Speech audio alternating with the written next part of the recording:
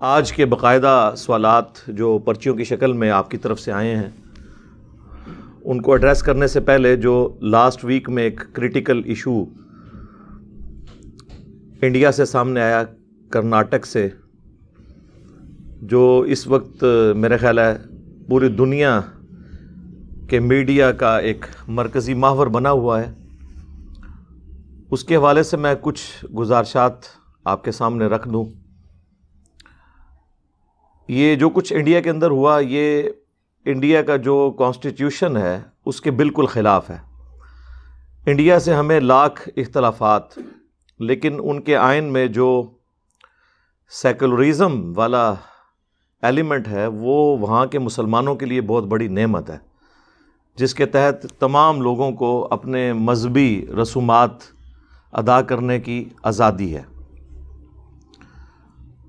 یہ معاملہ چونکہ اب سب جوڈیسی ہے، یعنی عدالت کے اندر ہے، ہم امید کرتے ہیں کہ کورٹ سے بھی اچھا ڈیسیژن آئے گا تاکہ مائنورٹیز کے لیے انڈیا کے اندر پاورٹی سرکل سے نکلنے کا ذریعہ جو تعلیم ہے، یہ نعمت انہیں اویلیبل رہے انشاءاللہ تعالی۔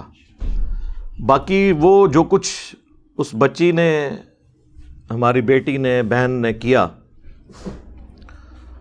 وہ اللہ تعالیٰ کی طرف سے اسے ہمت آئی، ورنہ شرعی اعتبار سے اسلام میں اس کی کوئی ضرورت نہیں ہے کہ آپ جا کے غنڈوں کے جھرمٹ میں گھس جائیں۔ تو وہ خود تو بیچاری گھسی بھی نہیں تھی، اسے انہوں نے گھیر لیا، اور پھر اس کا اپنا بیان ہے کہ میں نے اپنے ڈر کو اوور کم کرنے کے لیے اللہ اکبر کا نعرہ لگایا۔ شکر ہے کسی بزرگ بابے کا نعرہ نہیں لگا دیا، اللہ اکبر کا نعرہ لگایا۔ تو ویسے اس طرح کی کبھی سچویشن آ جائے تو اللہ تعالیٰ کی طرف سے اس بچی کو ہمت ملی، اور وہاں پہ حالات بھی فیوریبل تھے میڈیا کی وجہ سے۔ ادروائز اس سے پہلے بھی کچھ بچیوں کے ساتھ اسی یونیورسٹی میں انہوں نے ان کو ہراساں کرنے کی کوشش کی، اور وہ بتا رہی تھی کہ وہ کلاس میں بیٹھی ہوئی رو رہی تھی۔ قرآن حکیم میں تو اس طرح کے جاہلین کے بارے میں آیا، وَإِذَا خَاطَبَهُمُ الْجَاهِلُونَ قَالُوا سَلَامًا، جب کبھی جاہلوں سے واسطہ پڑے تو آپ نے ان سے کنی کترا کے گزرنا ہے، دور سے ہی بس سلام والا معاملہ۔ خصوصاً عورت ذات کے لیے تو اس چیز کا اہتمام کرنا زیادہ ضروری ہے۔ یہ چونکہ اسپیسیفکلی ایک سچویشن ایسی آ گئی کہ اسے گھیر لیا، تو اس کے پاس تو کوئی چارہ نہیں تھا۔ ادروائز مستقبل میں بھی انڈیا ہو، پاکستان ہو، میں اسلامی بہنوں سے ریکویسٹ کروں گا کہ مردوں کا جہاں پہ اس طرح کا معاملہ ہو اس میں گھسنے کی ضرورت نہیں ہے۔ خدا نخواستہ وہ کوئی اور ایکٹیویٹی پرفارم کر دیتے تو اس وقت ہم اور بیٹھ کے رونا رو رہے ہوتے۔ تو دلیری کے اندر اور بیوقوفی کے اندر بڑی باریک سی لائن ہوتی ہے، اس کا خیال رکھنا ضروری ہوتا ہے۔ اس اینگل سے بھی چیزوں کو دیکھا جانا چاہیے۔ اچھا، یہ جو جاہل قسم کی جذباتی نوجوان ہے نا، چاہے وہ ہندوؤں میں ہوں جنہوں نے یہ حرکت کرنے کی کوشش کی وہاں پہ، خواہ پاکستان میں ہو جس کا آپ نے عملی مظاہرہ جو ہے وہ سیالکوٹ انسیڈنٹ میں تو خصوصاً دیکھا، اس کے علاوہ بھی وقتاً فوقتاً یہاں کے نوجوانوں کی برکات بھی آپ کو حاصل ہوتی رہتی ہیں۔ یہ جو جاہل طبقہ ہے نا جی، مسلمانوں کا ہو، ہندوؤں کا ہو، مینٹالٹی ایک ہی ہوتی ہے، اور یہ کسی بھی ریلیجن کے ریپریزنٹیٹیو نہیں ہوتے، نہ اس کی بنیاد کے اوپر کسی مذہب کے اوپر یا دین کے اوپر حملہ کرنے کی ضرورت ہے۔ یہ میں اس لیے خصوصاً عرض کر رہا ہوں کہ سوشل میڈیا کے اوپر بعض اوقات پھر اس طرح کے واقعات کے بعد لوگ ایک دوسرے کے ریلیجن کو ملائن کرنا شروع کر دیتے ہیں۔ دنیا میں جتنے بھی ریلیجن ہیں، ٹوٹی پھوٹی فارم کے اندر سوشل ایتھکس، سوشل ویلیوز ان کے اندر کامن ہے۔ کوئی بھی دین اس چیز کی اجازت نہیں دیتا، کوئی مذہب اس چیز کی اجازت نہیں دیتا کہ آپ اس طریقے سے زبردستی اپنی مرضی کسی کے اوپر تھوپیں۔ اور اسلام تو واضح کہتا ہے لا اکراہ فی الدین، دین قبول کرنے کے معاملے میں کسی کے اوپر جبر نہیں ہے۔ اس کا دوسرا معنی جو لوگ لے لیتے ہیں بعض اوقات کہ جی جو مسلمان ہو چکا ہے اب اسے نماز پڑھنے کی ضرورت نہیں ہے، نہیں، یہ معنی غلط ہے۔ اس نے اپنے اوپر تو پابندی کرنی ہے. اس کا معنی یہ ہے کہ آپ نے زبردستی کسی کو اسلام کے دائرے میں داخل نہیں کرنا، اور نہ آپ کا یہ کام ہے کہ آپ لوگوں سے زبردستی داڑیاں رکھوائیں، زبردستی حجاب کروائیں یا اتروائیں. یہ آپ کا کام نہیں ہے. ترغیب دلائیں گے. اس طرح کی کوئی رسپانسبلٹی ہے تو وہ گھر کے سربراہ کی ہے کہ وہ اپنی کمیونٹی کے اندر اپنے گھر والوں کے اوپر نگہبان بنایا گیا. باقی یہ پبلک کے اوپر اپنی مرضی، اپنا فرقہ تھوپنے کی اسلام میں قطعاً کوئی اجازت نہیں ہے. اچھا، مسلمان جو بچیاں ہیں ان کے حجاب کے حوالے سے میں یہاں پہ تھوڑی ڈسکشن اس موقع کو غنیمت جانتے ہوئے کر لوں. باقی تو اس واقعے سے اور کیا نکالنا ہے اس میں. اب میں نے تو یہ نہیں کہنا کہ آپ جناب لڑائی جھگڑا شروع کر دیں، اس میں سے کچھ لرن بھی تو کرنا ہے نا. آپ دیکھ رہے ہیں کہ اس مسلمان بچی کی فیور میں لوگ سوشل میڈیا کے اوپر پوسٹیں لگا رہے ہیں. وہ لوگ بھی لگا رہے ہیں جو خود لوگوں کی بہنوں کو، بیٹیوں کو کالجز اور یونیورسٹیز کے باہر یا اندر تنگ کرتے ہیں. وہ بھی جو ہے نا اس وقت بچی کے حق میں بول رہے ہیں. تو وہ اپنا بھی گریبان ذرا جھانک کر دیکھیں کہ اس کے بعد کیا انہوں نے اس سے کوئی عبرت پکڑی ہے، کوئی توبہ کی ہے. یہ پتہ چل جائے گا. یہ کل آ رہا ہے نا، 14 فروری ہے نا 2022، ویلنٹائن ڈے. تو پتہ چل جائے گا یہ اسلامی بھائیوں اور بہنوں نے کتنی عبرت اس واقعے سے پکڑی ہے. پریکٹیکلی تو یہ ہے نا، کارٹون بنتے ہیں گستاخانہ، تو اس کے بعد مسلمان نبی علیہ السلام کی سیرت پہ تو عمل کرنا کوئی نہیں شروع کرتے. البتہ آپ گالی گلوچ ان سے کروا لیں، غصہ ٹھنڈا کروا لیں، اس طرح کی ایکٹیویٹیز وہ پرفارم کرتے ہیں. یہاں پہ بھی رزلٹ تو یہ ہونا چاہیے کہ یہاں پہ جو مسلمانوں کی بچیاں ان کے ساتھ اظہار یکجہتی کر رہی ہیں تو وہ بھی حجاب کی طرف آئیں، اس کو سیریس لیں، پریکٹسنگ مسلمان بنیں. بچے جو ہیں وہ پریکٹسنگ مسلمان بنیں، اور یہاں پر بہنوں کی اور بیٹیوں کی عزت کی حفاظت کریں. یہ رزلٹ اس میں سے نکلنا چاہیے نا. سورۃ الاحزاب میں اللہ تعالیٰ نے پردے کے احکامات تفصیل کے ساتھ بیان کیے ہیں. سورہ الاحزاب میں اور سورۃ النور میں جو پردے کا، حجاب کا حکم آیا وہ سورۃ الاحزاب میں ہے، آیت نمبر 59 کے اندر، کہ اے نبی صلی اللہ علیہ وآلہ وسلم، تم اپنی بیویوں کو، بیٹیوں کو اور مسلمانوں کی عورتوں کو حکم دو کہ وہ اپنے اوپر جلباب کر کے رکھا کریں، بڑی چادر.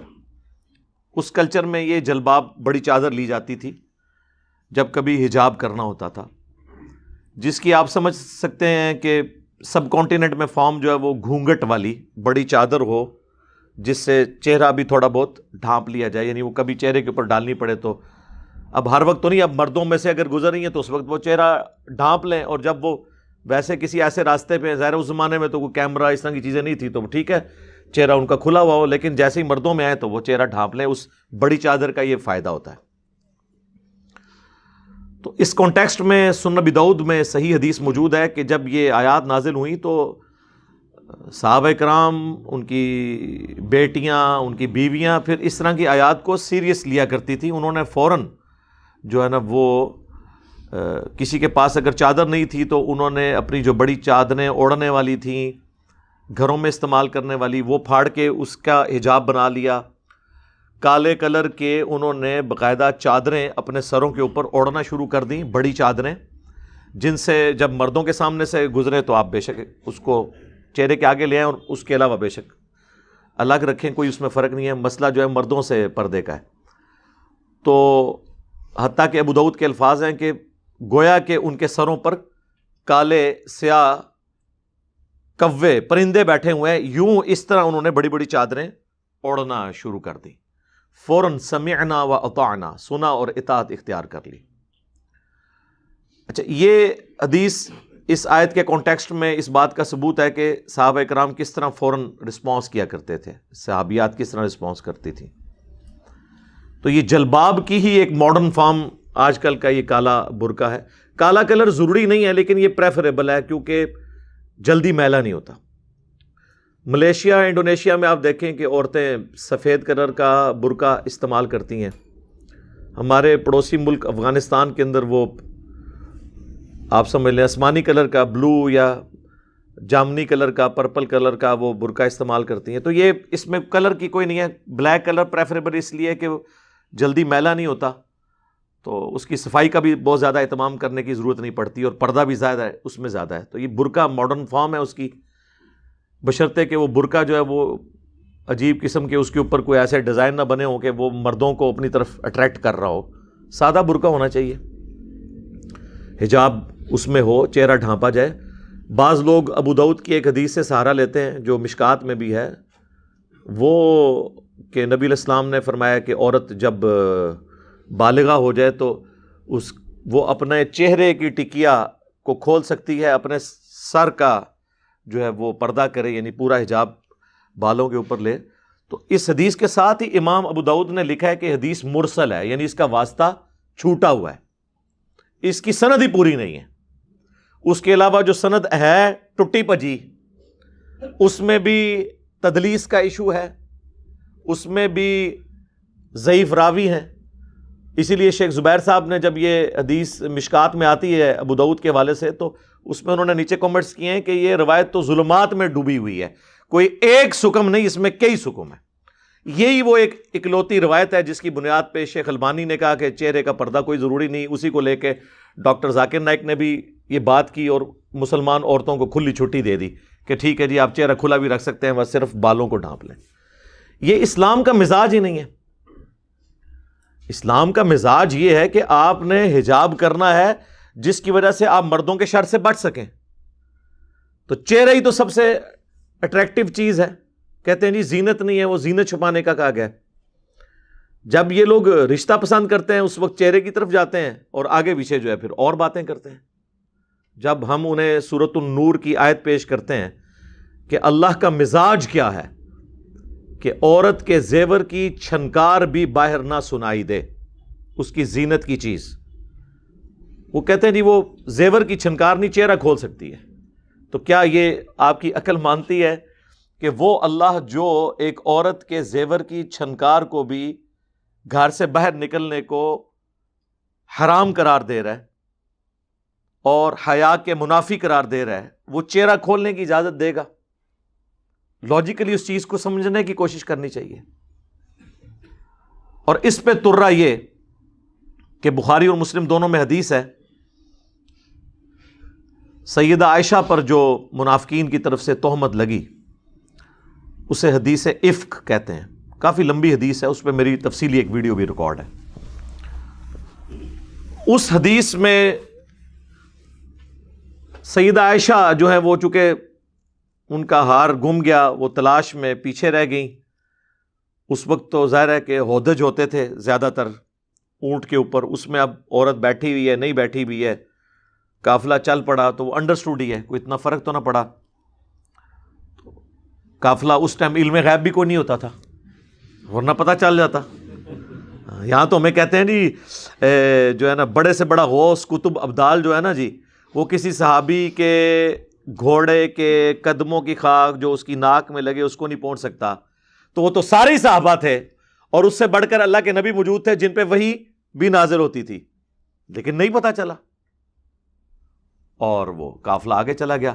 سیدہ عائشہ نے سمجھداری کی کیونکہ انہیں پتا تھا کہ نبی علیہ السلام نے ایک صحابی کی ڈیوٹی لگائی ہوتی ہے جو بعد میں کوئی چیزیں بچی کچی رہ جائیں تو وہ سمیٹنے کے لیے آ جاتے ہیں، قافلہ تیزی میں نکل جائے. تو ایسے ہوتا ہے نا، وضو کے لیے رکا، نماز کے لیے رکا تو وہ سمیٹتے تھے، یہ پرماننٹ ڈیوٹی ہوتی تھی اس زمانے میں. تو سیدنا صفوان رضی اللہ تعالیٰ عنہ کی ڈیوٹی تھی اور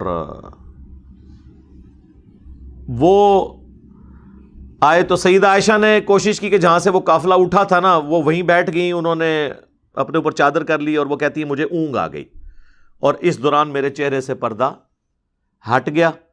اور وہ صفوان جو ہیں وہ چیزیں سمیٹتے ہوئے جب ادھر آئے تو انہوں نے سیدہ عائشہ کو جب دیکھا تو انہوں نے پڑھا بلند آواز سے انا للہ و انا الیہ راجعون.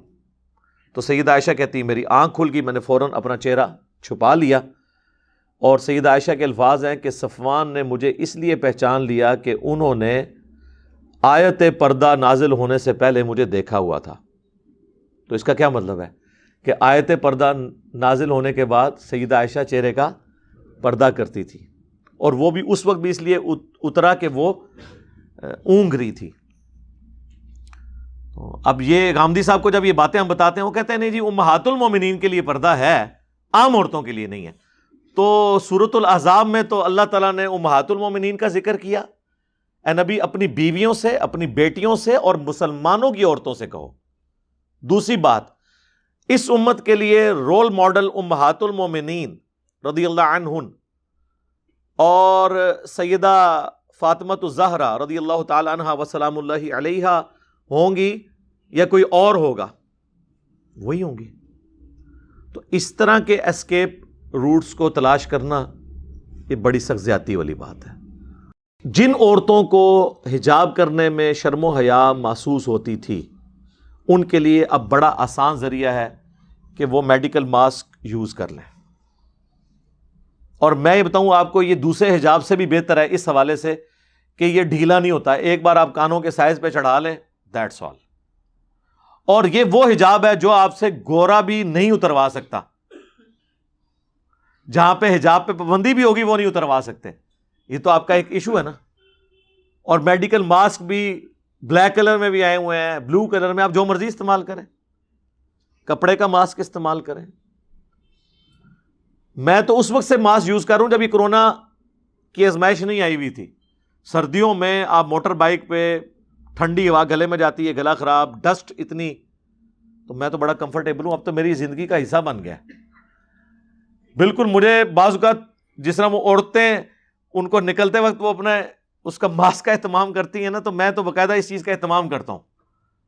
میں اس کے ساتھ بڑا کمفرٹیبل فیل کر رہا ہوں. تو جن عورتوں کو شرم و حیا آتی ہے نا, تو ان کے لیے یہ اللہ تعالیٰ نے ان کو ایک اسکیپ روٹ دے دیا ہے, وہ اس کے ذریعے کریں. اور اس پہ ٹینشن لینے کی بھی ضرورت نہیں, ثواب آپ کو تب بھی ملے گا انشاءاللہ تعالیٰ. یہ ظاہر اللہ تعالیٰ نے حکمت سجائی ہے کہ میں نے آپ کے سامنے ایک بات رکھ دی ہے. قرآن حکیم اپنے احکامات کے اندر بالکل واضح ہے. اس قدر سختی ہے کہ مؤمن مردوں کو حکم دو, سورۃ النور میں آیا, پہلے مردوں کو حکم آیا کہ اپنی نگاہوں کو نیچی رکھیں اور اپنی شرمگاہوں کی حفاظت کریں. اور پھر مومنات عورتوں سے بھی کہو کہ وہ اپنی نگاہوں کو نیچا رکھیں اور اپنی شرمگاہوں کی حفاظت کریں. تو قرآن حکیم تو اپنے عقائد و نظریات کے اندر بڑا واضح ہے. اور اللہ کے محبوب صلی اللہ علیہ وآلہ وسلم نے اس میں کس لیول کی سختی فرمائی ہے. آپ صلی اللہ علیہ وآلہ وسلم سے اچانک اٹھ جانے والی نگاہ کے بارے میں پوچھا گیا, صحیح مسلم میں حدیث ہے.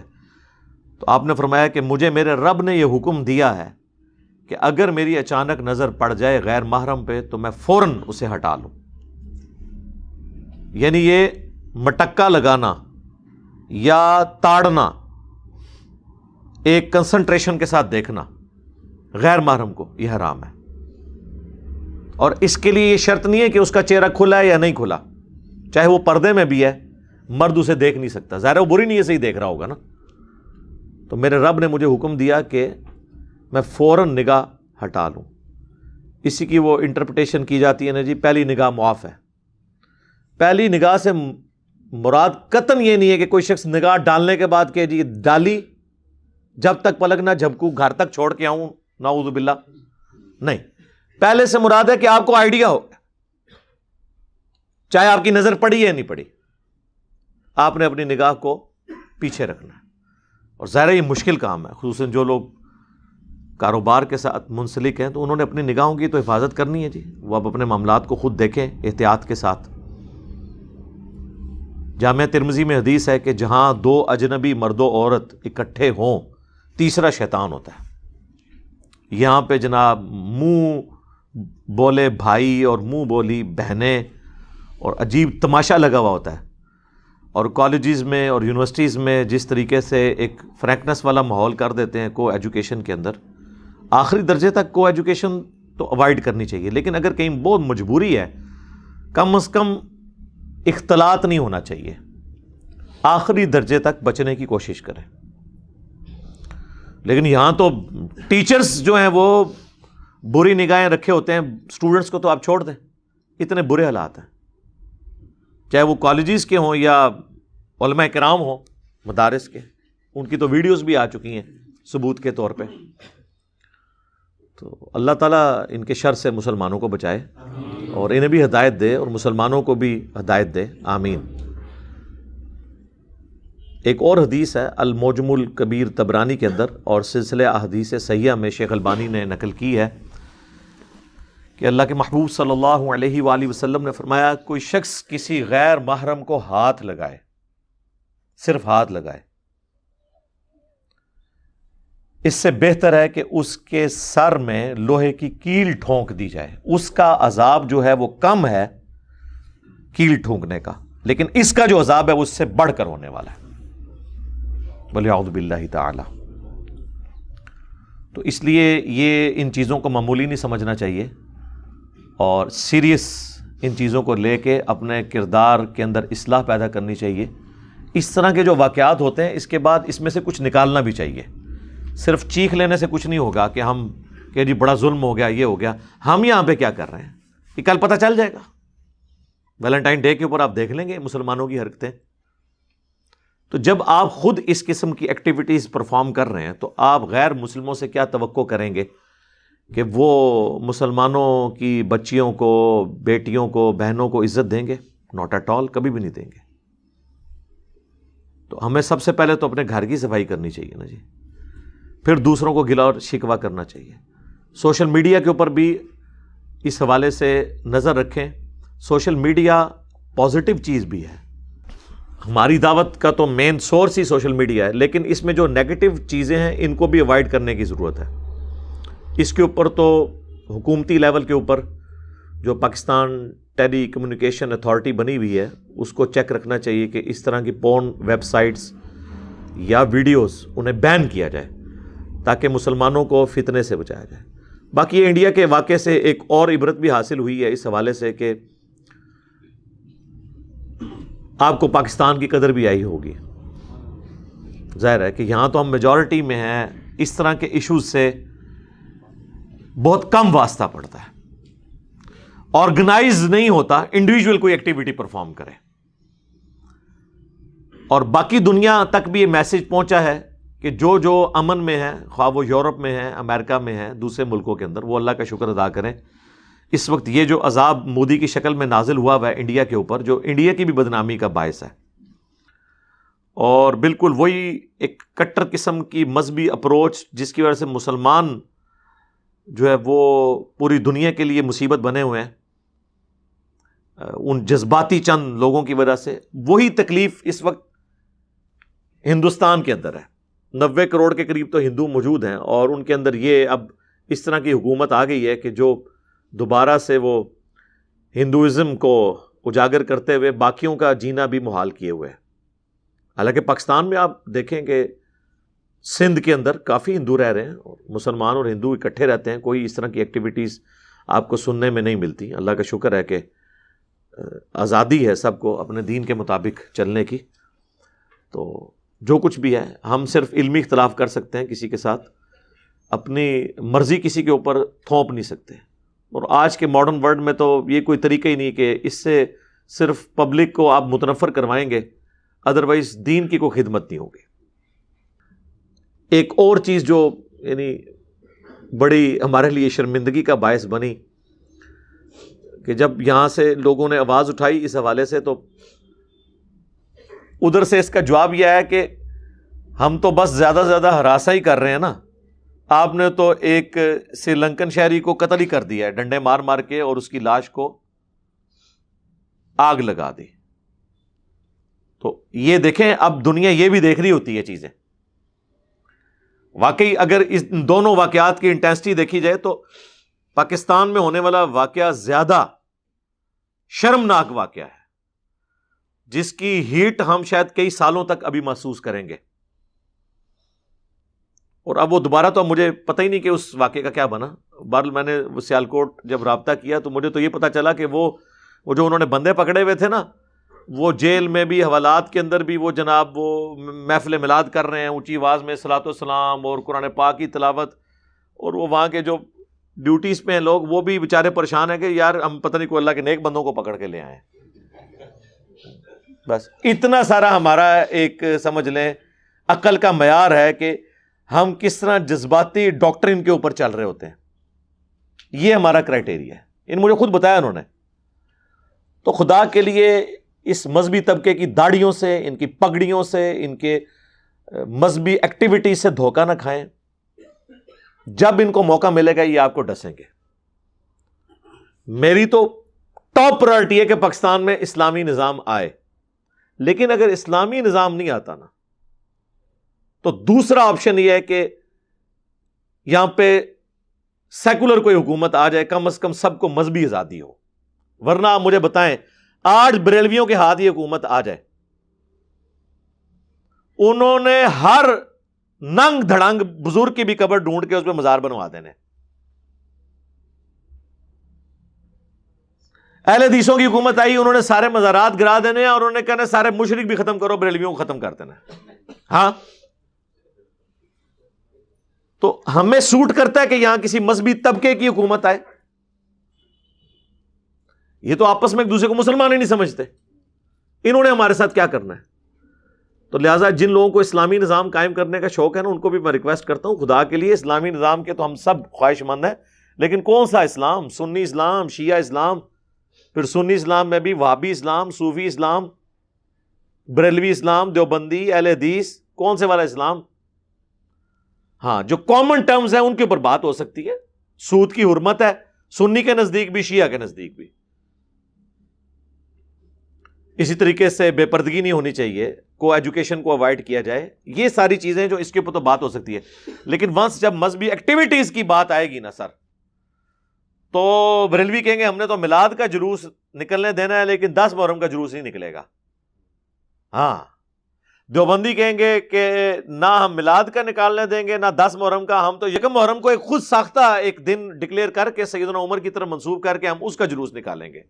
یعنی ان کے نزدیک حضرت عمر کا مرتبہ نبی الاسلام سے بھی زیادہ ہے کہ میلاد تو ہم نے نہیں منانا، حضرت عمر کا دن منانا ہے. اور یہی رزلٹ نکل رہا ہے نا. تو میں کہتا ہوں سب لوگ اپنی ایکٹیویٹیز کریں کنٹرول انوائرمنٹ کے اندر. جلسے جلوس کرنے کے، روڈ بلاکس کرنے کی ضرورت نہیں ہے، کنٹرول انوائرمنٹ میں کریں. ہندوؤں کو بھی اجازت دیں، عیسائیوں کو بھی دیں، لیکن کسی کے اوپر اپنی مرضی نہ تھوپیں. سڑکیں بلاک کر کے عشق رسول یا عشق اہل بیت کا اظہار کرنے کی کوئی اجازت نہیں ہونی چاہیے، ورنہ یہ مشکل ہو جائے گی. اور ہماری ینگ جنریشن اس طرح کی جو حرکتیں دیکھ رہی ہے نا، اس سے دین سے متنفر ہی ہو رہی ہے، دین کی طرف مائل نہیں ہوگی. دنیاوی تعلیم نے اتنے لوگوں کے دماغ کھول دیے ہیں کہ لوگ ان چیزوں کو سوچتے ہیں کہ یار اس کے بعد رزلٹ کیا نکل رہا ہے. بہرحال اللہ تعالیٰ انڈیا کے جو مسلمان ہیں ان کے لیے آسانی والا معاملہ کرے، خصوص بالخصوص جو کشمیر کے مسلمان ہیں انڈیا میں اور بھی پوری دنیا کے اندر جہاں پہ مسلمان پس رہے ہیں، ہم ان کے لیے دعا کرتے ہیں. چائنا میں، عراق میں، افغانستان کے اندر، فلسطین کے اندر اللہ تعالیٰ ان کی عزت، آبرو، جان اور مال کی حفاظت فرمائے، اور اللہ تعالیٰ ہمیں اپنی موت سے پہلے قبر و آخرت کی تیاری کرنے کی توفیق عطا فرمائے. اپنے مسلمان بھائیوں کے ساتھ ان کی اخلاقی سپورٹ جاری رکھنے کی توفیق عطا فرمائے. آمین. صلوا علی محمد و آل محمد. اللہم صلی علی محمد وعلی آل محمد و اصحاب محمد اجمعین الی یوم الدین. آمین.